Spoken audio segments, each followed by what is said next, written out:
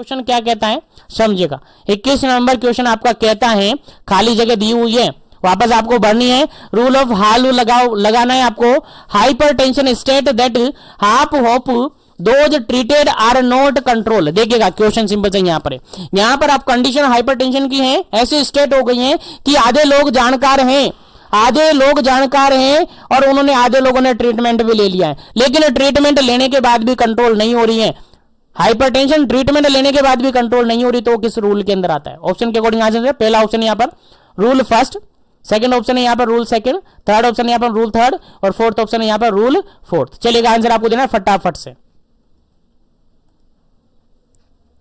चलिए इस क्वेश्चन का जो बिल्कुल राइट आंसर है आपका ऑप्शन नंबर सी बिल्कुल राइट आंसर है।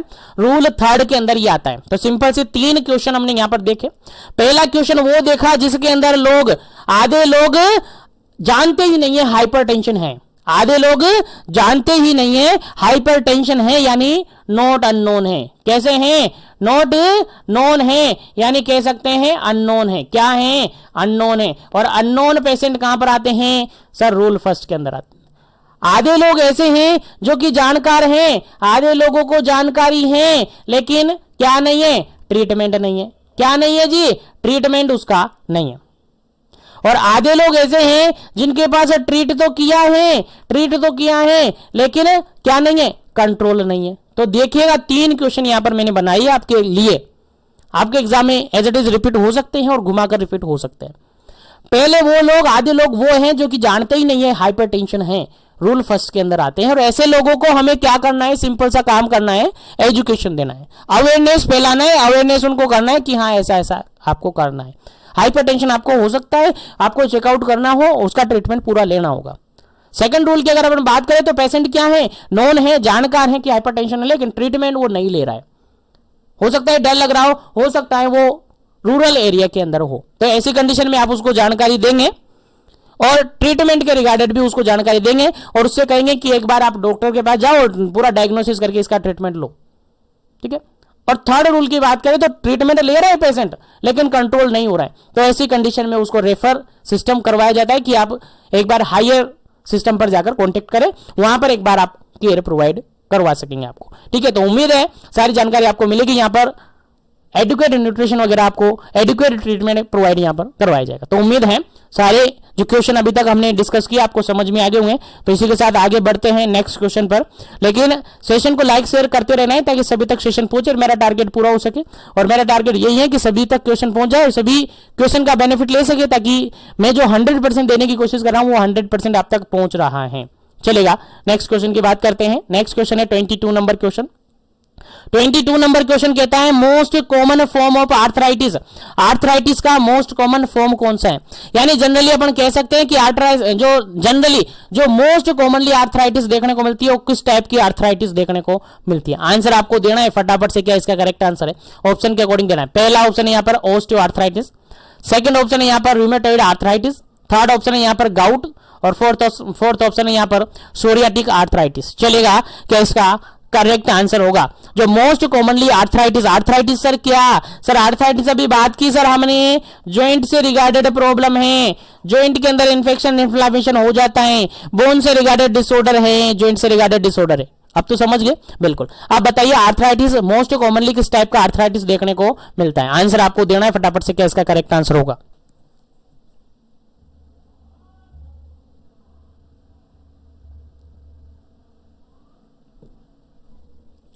चलेगा इस क्वेश्चन का जो बिल्कुल राइट आंसर होता है आपका, बिल्कुल राइट आंसर होता है ऑप्शन नंबर फर्स्ट, बिल्कुल राइट आंसर होता है ऑस्टियो आर्थराइटिस। जनरली और मोस्ट कॉमन जो आर्थराइटिस देखने को मिलता है वो यही देखने को मिलता है।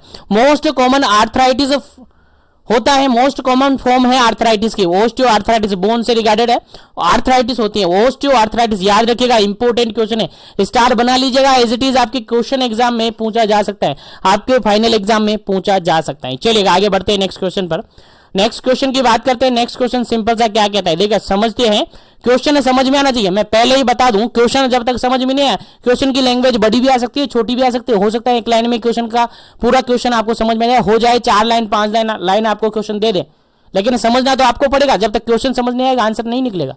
ये गलतफहमी आप निकाल दीजिएगा माइंड से, क्वेश्चन समझना ही पड़ेगा कैसे भी करें। चलेगा, क्वेश्चन समझते हैं। 23 नंबर क्वेश्चन है और 23 नंबर क्वेश्चन आपसे क्या कहता है देखिएगा।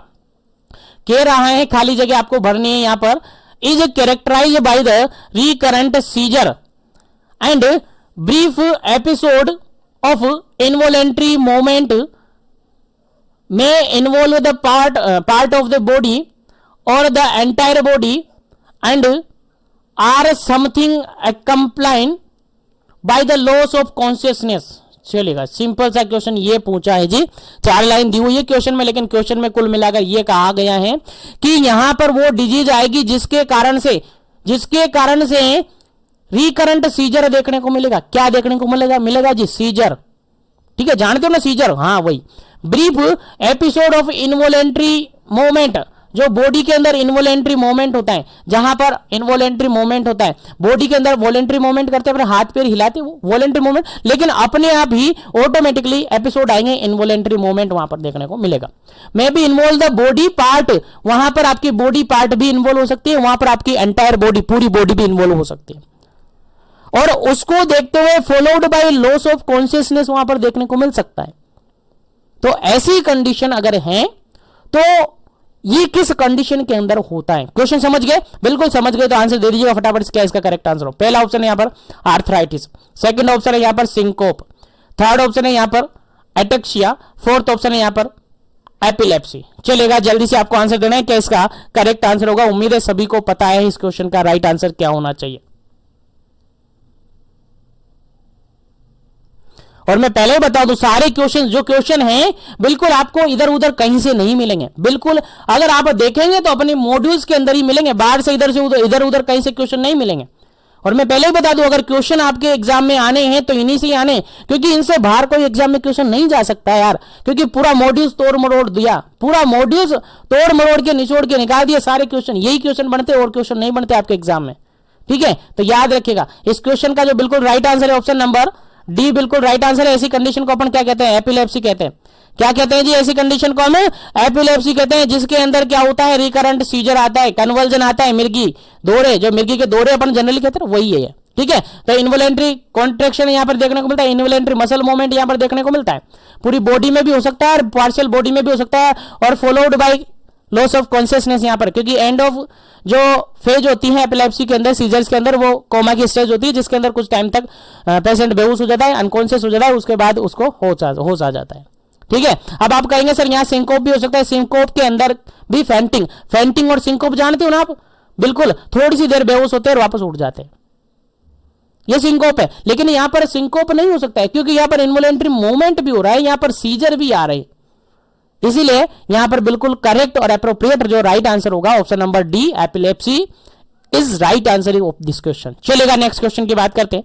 सेशन को लाइक शेयर करते रहिए ताकि सभी तक सेशन पहुंचता रहे, और जो भी कैंडिडेट अभी तक चैनल को सब्सक्राइब नहीं किए वो कर लीजिएगा, ताकि इसी तरीके से सेशन उनको डेली मिलते रहे और उनको इंतजार ना करना पड़े, जैसे ही सेशन स्टार्ट हो नोटिफिकेशन मिल जाए। चलेगा, नेक्स्ट क्वेश्चन है, leading cause of blindness in India. India के अंदर लीडिंग कॉज ऑफ ब्लाइंडनेस, जो अंधापन है इंडिया के अंदर, वो किसके कारण से होता है? सबसे मेन क्वेश्चन है, सबसे सिंपल सा क्वेश्चन ये है कि इंडिया के अंदर लीडिंग कॉज यानी मोस्ट कॉमन कारण क्या है इंडिया के अंदर अंधापन का, ब्लाइंडनेस का मोस्ट कॉमन कारण क्या है? चलेगा, बताइए, ऑप्शन के अकॉर्डिंग आंसर देना। पहला ऑप्शन यहां पर देखिएगा ग्लूकोमा, सेकंड ऑप्शन यहां पर देखेगा कैटारेक्ट, थर्ड ऑप्शन देखेगा रेफ्रैक्टिव एरर, और फोर्थ ऑप्शन देखेगा कॉर्नियल पैथोलॉजीज। चलेगा, जल्दी से आपको आंसर देना है, इस क्वेश्चन का क्या आंसर होगा फटाफट से बता दीजिएगा ताकि आगे बढ़े नेक्स्ट क्वेश्चन पर। चलिए जल्दी कीजिएगा ताकि आगे नेक्स्ट क्वेश्चन पर अपन बढ़े। Leading cause of blindness in India, India के अंदर जो अंधापन है, ब्लाइंडनेस है, उसका मेन कारण क्या है? लीडिंग कॉज कौन सा है? चलेगा, इस क्वेश्चन का राइट आंसर हो जाता है आपका ऑप्शन नंबर बी, बिल्कुल करेक्ट आंसर हो जाता है कैटारेक्ट। क्या है? कैटारेक्ट आपका राइट आंसर हो जाता है, कैटारेक्ट आपका राइट आंसर हो जाता है। जनरली आप सबको पता है इंडिया के अंदर अगर बेसिकली अपन बात करें सबसे मेन कारण की, तो यही कारण है। लगभग माना जाता है कि अप्रोक्सीमेटली 62.6% जो लोगों के अंदर जो अंधापन है, जो ब्लाइंडनेस आई है, वो किसके कारण से आई है सर? कैटरेक्ट के कारण से आई है और जनरली एल्डरली पेशेंट के अंदर ज्यादा ये देखने को मिलता है। याद रखिएगा, इंपॉर्टेंट क्वेश्चन है। उसके बाद अगर अपन बात करें तो रिफ्रैक्टिव एरर को माना जाता है और अप्रोक्सीमेटली 19.7% इसको समथिंग माना जाता है। याद रखिएगा, फर्स्ट नंबर पे कैटरेक्ट, देन अपन आगे क्लासिफाई करें तो रिफ्रैक्टिव एरर है और थर्ड नंबर पे आप ग्लूकोमा को रखते हैं जो कि 5.8% रोल प्ले करता है ब्लाइंडनेस को कोज करने में। उसके अलावा जो रिमेनिंग है उसको अदर अपन मान लेते हैं। कॉर्नियर पैथोलॉजी लगभग 0.1 समथिंग माना जाता है, 1% भी नहीं माना जाता है। उसके अलावा अदर कोजेज होते हैं, रिमेनिंग परसेंट जो बचे हुए रिमेनिंग जो रिस्क फैक्टर होते हैं वो होते हैं। तो याद रखिएगा, अगर बेसिकली सबसे मोस्ट कॉमनली बात की जाए, काफी सारे लोगों का माइंड ये जाता है कि रिफ्रैक्टिव एरर सभी के चश्मा लगी हुई है, सर के भी चश्मा लगी हुई, उनके भी चश्मा लगी हुई, यार यही होगा। नहीं, ऐसी दिमाग न लगाए, याद रखिए, क्योंकि ट्रेनिंग कर रहे हो आप, ट्रेनिंग आपने 3 महीने 6 महीने जो ट्रेनिंग की है उसका अब एग्जाम आपसे लिया जा रहा है, इसलिए आपको याद होना है। मोस्ट कॉमनली और लीडिंग कोज माना जाता है ब्लाइंडनेस का, दैट इज कैटरेक्ट। याद रखिएगा। उसके बाद अगर बात करें तो रिफ्रैक्टिव एरर, ग्लूकोमा वगैरह आ जाते हैं। चलेगा, आगे बढ़ते हैं नेक्स्ट क्वेश्चन पर। नेक्स्ट क्वेश्चन आपके सामने है बीएमआई से रिगार्डेड। क्वेश्चन सिंपल सा ये पूछा है, बीएमआई स्टैंड फॉर, बीएमआई क्या होता है, क्वेश्चन सिंपल सा ये पूछा है। बीएमआई सब जानते हो, body mass index, body mass index है। और बॉडी मास इंडेक्स क्या होता है जल्दी से आपको बताना है। पहला ऑप्शन यहां पर देखिएगा, obtain by dividing a person's weight by the square of the person's height. Question simple सा यहां पर यह कह रहा है कि बीएमआई क्या होती है। बीएमआई का डेफिनेशन यहां पर क्लियर करना है आपको। यानी बीएमआई को ऑब्टेन किया जाता है पर्सन की हाइट के अंदर डिवाइडेशन करना है आपको स्क्वायर ऑफ हाइट का। सेकेंड ऑप्शन है obtain by the dividing a person square weight and the person's height. Third option है obtain by dividing a person's age by square of the person height. Third option है, fourth option है obtain by the dividing a person's weight by the square of the person age, by the square of the person age. चलेगा, question समझ में आ गया। अगर समझ में नहीं आया तो मैं थोड़ा सा चेंजेस कर सकता हूं इसके बारे में, लेकिन आपको यहां तो मैं कर सकता हूं, लेकिन वहां फाइनल जब आप एग्जाम दोगे और ये question as it is repeat हो गया तो फिर आपको याद होना चाहिए। ठीक है, यहां पर क्वेश्चन लिखा है पहला, obtain by the dividing the person weight, person का weight by the dividing the square of height, height के स्क्वायर से डिवाइड अपन कर देंगे तो ये कहेंगे। सेकंड ऑप्शन में है dividing by the person square weight, person का जो स्क्वायर वेट है उसको डिवाइड करना है आपको हाइट से, ये ऑप्शन आपके पास सेकंड बनता है। थर्ड ऑप्शन बनता है obtained by the dividing the person's age, person की age divided by the square of the person height, person की हाइट को स्क्वायर करना है। फोर्थ ऑप्शन है obtaining by the person's weight, person weight divided by the square of person age, person की age को divide आपको square करना है। चलेगा, आप बताइए कौन सा ऑप्शन सही है।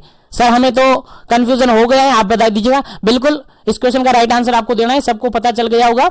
Weight upon height square upon generally कहते हैं, यानी पर्सन की वेट को अपन स्क्वायर ऑफ पर्सन की हाइट से क्या करते हैं, डिवाइड करते हैं।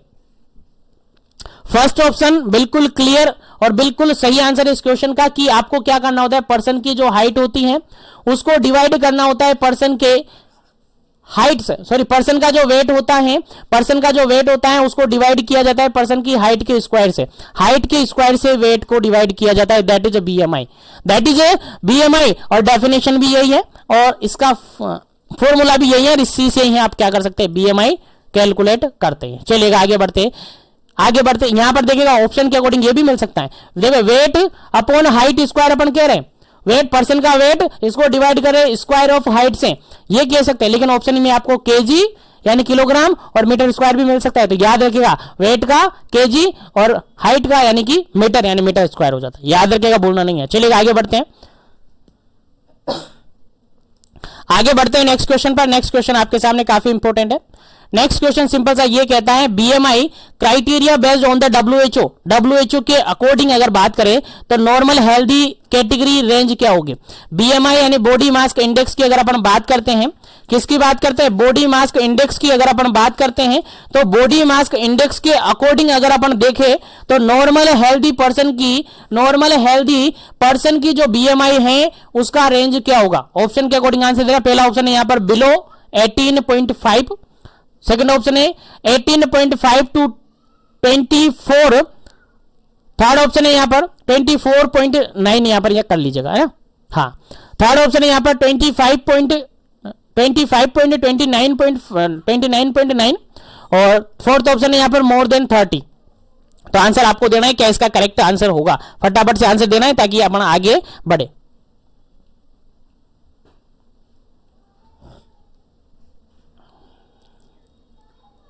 चलेगा, इस क्वेश्चन का जो बिल्कुल राइट आंसर हो जाता है आपका option number second, option number B बिल्कुल करेक्ट आंसर हो जाता है। ये नॉर्मल होता है, ये नॉर्मल होता है, यहां पर नॉर्मल वेट बोलते हैं। किसको बोलते हैं? इसको नॉर्मल वेट बोलते हैं, नॉर्मल वेट इसको बोलते हैं। यानी 18.5 से लेकर अगर 24.9 तक का बीएमआई है तो उसको अपन क्या बोलते हैं? अकॉर्डिंग टू WHO अपन क्या कहते हैं? नॉर्मल वेट बोलते हैं। क्या बोलते हैं जी? नॉर्मल वेट बोलते हैं। लेकिन अगर अपन कहे कि 18.5 से कम है तो इसको अंडर वेट बोलते हैं। क्या बोलते हैं जी? इसको अंडर वेट बोलते हैं। याद रखिएगा, मेंशन कर लीजिएगा, एग्जाम में पूछा जा सकता है। अगर अपन कहे 25 से लेकर 25 से लेकर 29.9 है तो इसको ओवरवेट बोला जाता है। क्या बोला जाता है जी? ओवरवेट इसको बोला जाता है। और अगर मोर देन 30 है, मोर देन 30 है तो इसको एबिसिटी बोला जाता है, ओबिसिटी बोला जाता है, मोटापा इसको बोला जाता है। क्या बोला जाता है? मोटापा इसको बोला जाता है। तो चारों जो लेवल है आपको याद होनी चाहिए। अगर 18.5 से कम है तो अंडर वेट के अंदर आता है। अगर 18.5 से 24.9 आ जाता है, यानी 25 नहीं होना है, 25 से कम रखना है, 25 से कम है तो नॉर्मल वेट है। लेकिन 25 से लेकर 29.9 तक हो जाता है तो ओवरवेट भी आता है। और मोर देन 30 की अगर बात करें तो वो ओबेसिटी के अंदर आता है। तो उम्मीद है यहां से भी आपको क्वेश्चन और क्वेश्चन के रिगार्डिंग जानकारी मिल गई होगी। तो आगे बढ़ता हूं और सेशन को लाइक शेयर करते रहिए ताकि सभी तक सेशन पहुंच जाए। चलेगा, नेक्स्ट क्वेश्चन की अगर अपन बात करते हैं तो नेक्स्ट क्वेश्चन आपके सामने काफी इंपॉर्टेंट है। नेक्स्ट क्वेश्चन सिंपल सा ये पूछा हुआ है, the government launch the national mental health programme NMHP। Question simple सा पूछा है ना, बिल्कुल NMHP इन क्वेश्चन सिंपल सा ये पूछा है कि नेशनल मेंटल हेल्थ प्रोग्राम है, नेशनल मेंटल हेल्थ प्रोग्राम है वो कब लॉन्च हुआ था? क्वेश्चन समझ में आ गया? नेशनल मेंटल हेल्थ प्रोग्राम कब लॉन्च हुआ था? क्वेश्चन सिंपल सा ये पूछा है, फटाफट से आंसर आपको देना है। क्या इसका करेक्ट आंसर है? ऑप्शन के अकॉर्डिंग देना है। पहला ऑप्शन है यहाँ पर 1982, सेकंड ऑप्शन है यहाँ पर 1978, थर्ड ऑप्शन है 1985, फोर्थ ऑप्शन है 1975। चलेगा, जल्दी से आपको आंसर देना है कि गवर्नमेंट ऑफ इंडिया ने नेशनल मेंटल हेल्थ प्रोग्राम कब लॉन्च किया था? नेशनल मेंटल हेल्थ प्रोग्राम कब लॉन्च किया था? ईयर आपको बताना है, फटाफट से जल्दी कीजिएगा क्योंकि क्वेश्चन काफी इंपॉर्टेंट है आपके एग्जाम पॉइंट ऑफ व्यू से, आपके एग्जाम में पूछा जा सकता है। इस क्वेश्चन का जो बिल्कुल राइट आंसर होगा वो क्या होगा? चलेगा, इस क्वेश्चन का बिल्कुल राइट आंसर अगर अपन देखें, government of India has launch the national mental health programme NMHP, वो है आपका ऑप्शन नंबर फर्स्ट, बिल्कुल राइट आंसर है 1982, 1982, बिल्कुल करेक्ट आंसर है। चलेगा, आगे बढ़ते हैं नेक्स्ट क्वेश्चन पर। नेक्स्ट क्वेश्चन की बात करते हैं, सिंपल सा क्वेश्चन यहां पर है, सिंपल सा क्वेश्चन यहां पर है 28 नंबर क्वेश्चन है, बॉडी मास इंडेक्स, वही बीएमआई की बात की जा रही है, भूलना नहीं है, क्वेश्चन कैसे भी घुमा कर दिया जा सकता है, क्वेश्चन वही है, क्वेश्चन चेंज किया है बस। Body mass index is a simple index of, यहां पर खाली जगह आपको बननी है, that is commonly used classify the overweight obesity in adult. Question simple सा ये है कि बीएमआई एक ऐसा सिंपल सा इंडेक्स है जिसके थ्रू अपन क्लासिफाइड करते हैं कि कौन सा पर्सन ओवरवेट है, कौन सा पर्सन ओबेसिटी है। तो यहां पर खाली जगह में ऑप्शन के अकॉर्डिंग आंसर आपको देना है, क्या सही आंसर होगा। पहला ऑप्शन यहां पर देखिएगा वेट फॉर हाइट होगा, सेकंड ऑप्शन यहां पर देखिएगा हाइट फॉर एज होगा, थर्ड ऑप्शन यहां पर देखिएगा वेट फॉर जेंडर होगा, फोर्थ ऑप्शन यहां पर देखिएगा ऑल ऑफ दी अबव होगा। और मैं यहां से आपको जानकारी दे दूं, काफी सारे कैंडिडेट ऐसे हैं जो जहां पर ऑप्शन आ गया ऑल ऑफ दी अबव, ये ले भाई हमारा आंसर ये है और हमने ये डी गोला कर दिया, ऐसा नहीं करना है। बहुत से क्वेश्चन में नन ऑफ दी अबव आता है, ये ले भाई हमारा यही है, हमें नहीं आ रहा, ये गोला कर दिया, नहीं।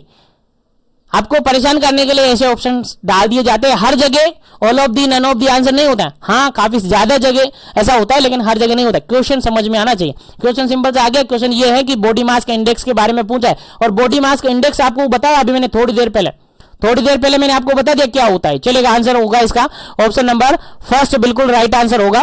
वेट फॉर हाइट होता है, वेट फॉर हाइट होता है, यही तो बताया था यार मैंने, वेट फॉर हाइट होता है, यही तो बताया था। बिल्कुल यही इसका करेक्ट आंसर है, बिल्कुल यही इसका करेक्ट आंसर है कि वेट फॉर हाइट होता है। क्या होता है जी? वेट फॉर हाइट होता है। वेट फॉर एज बोला था क्या? नहीं बोला था। वेट फॉर जेंडर नहीं था, फोर्थ तो हमने काट दिया सर, वेट फॉर हाइट ही होता है। चलेगा, आगे बढ़ते हैं नेक्स्ट क्वेश्चन पर। उम्मीद करता हूं यहां तक क्वेश्चन आपको अच्छी तरीके से समझ में आ रहे होंगे। चलेगा, नेक्स्ट क्वेश्चन है आपका 29 नंबर क्वेश्चन, और 29 नंबर क्वेश्चन आपसे क्या कहता है देखिएगा। 29 नंबर क्वेश्चन कहता है which of the following disease does not obesity increase the risk of developing. Question यहां पर सिंपल सा ये पूछा है, क्वेश्चन सिंपल सा ये पूछ रहा है आपसे कि which of the following disease does not obesity increase the risk of the developing. समझ गए ना? क्वेश्चन ये कहता है कि कौन सी डिजीज है जो कि ओबेसिटी कोज करती हैं। सिंपल सा क्वेश्चन है यार, कंफ्यूजन नहीं होना है। Which of the following disease does obesity increase the risk of developing, यानी ओबेसिटी करने की जो रिस्क है वो किसके कारण से होती है। जो फॉलोइंग डिजीज है उसके अकॉर्डिंग आंसर बताया कि कौन सी डिजीज के कारण से यहां पर ओबेसिटी देखने को मिल सकती है। ऑप्शन के अकॉर्डिंग आंसर पहला ऑप्शन है यहां पर type 2 diabetes mellitus, second option है यहां पर कार्डियोवैस्कुलर डिजीज, और थर्ड ऑप्शन है यहां पर कैंसर, फोर्थ ऑप्शन है यहां पर ऑल ऑफ दी अबव। चलेगा, जल्दी से आपको आंसर बताना है क्या इसका करेक्ट आंसर होगा, जल्दी कीजिएगा ताकि आगे बढ़े पर नेक्स्ट क्वेश्चन पर।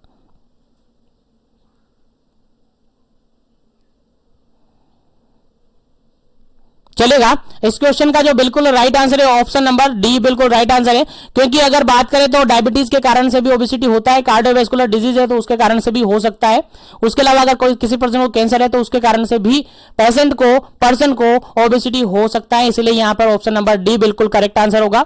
बिल्कुल ऑल ऑफ दीज अबव बिल्कुल करेक्ट आंसर यहां पर होगा। चलेगा, आगे बढ़ते हैं नेक्स्ट क्वेश्चन की बात करें। 30 number question, 30 number question simple सा ये कह रहा है कि ओवरवेट किसको कहेंगे। What is the definition of overweight. Overweight की डेफिनेशन अभी थोड़ी देर पहले मैंने आपको बताई थी कि ओवरवेट की डेफिनेशन क्या होती है। ओवरवेट के बारे में मैंने आपको बता दिया था कि ओवरवेट किसको कहते हैं, यानी जब पर्सन की, ऑप्शन के अकॉर्डिंग आंसर देना, पहला ऑप्शन है यहां पर बीएमआई, जब पर्सन की BMI 20.5 kg 25 kilogram metre square से ज्यादा है तो। सेकंड ऑप्शन है 25 kg के इक्वल है तो। थर्ड ऑप्शन है 25 से लेकर 29.9 kg तक है। फोर्थ ऑप्शन है 25 से लेकर 30 kg तक है। तो किसको अपन ओवरवेट पर्सन कहेंगे। ओवरवेट का आपको आंसर देना है, क्या इसका करेक्ट आंसर होगा।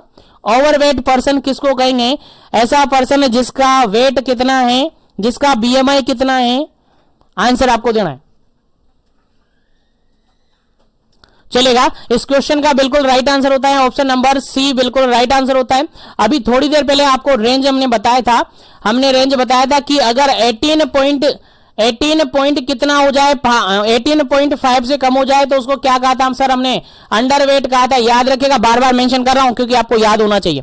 उसके बाद अगर 18.5 से लेकर 24.9 समथिंग अगर रहता है तो ये नॉर्मल है। कैसा है सर, नॉर्मल है। अगर 25 से लेकर 29.9 हो जाता है तो वो ओवरवेट में आता है जी। कहां आता है जी, ओवरवेट में। देखिएगा ऑप्शन यही है ना, हाँ सर यही है ऑप्शन, बिल्कुल करेक्ट है हमारा आंसर, ऑप्शन नंबर सी बिल्कुल करेक्ट है। और हमने कहा था कि अगर 30 से ज्यादा हो जाता है तो उसको ओबेसिटी कहते हैं। क्या कहते हैं जी, ओबेसिटी कहते हैं। तो समझ में आया कि नहीं आया, बिल्कुल आया।